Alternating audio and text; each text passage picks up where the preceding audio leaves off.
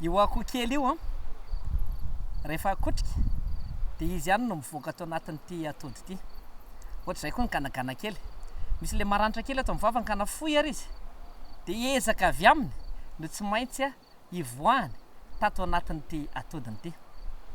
dia toy izay koa ny landy rehefa lasa ololo izy ivoaka ao anatin'io akorany io dia tsy maintsy ny herin'ny tenany ihany no miezaka mafy izy mivoaka ao ary ny tanjany iny no ampanidina azy ho lasa lavitra dia ohatra izay koa isika tanora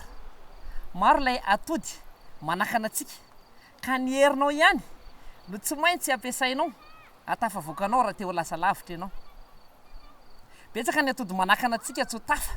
ampitaiko amin'ity hafatra ity ao zany ny enatra dia mikombona ianao ao anatin'le atody anao no mamaky an'iny ao ny atao hoe avonavina miafina atao anatin'ity avonavina ity ianao dia gadra atao anatin'ity atody ity ianao anao ihany no mandresy an'iny ary misy ary ny enatra moa dia arovany avonavina dia mikombonao ianao ka raha olona hitondra soa aminao ary no hitanao dia ianao mbola ao anatin'le atody dia tsy hita hoe akoho ty sa tsy akoho gany ty sa tsy gany ny herinao no mampanidina anao lasa lavitra rehefa zatra miresaka aman'olona ianao rehefa zatra mitsika ianao rehefa miresaka aman'olona dia hisokatra no hoavinao ka mety iny resaka iny no hahatsara sy hanova ny fiainanao ny afatra anao no mamaky le atody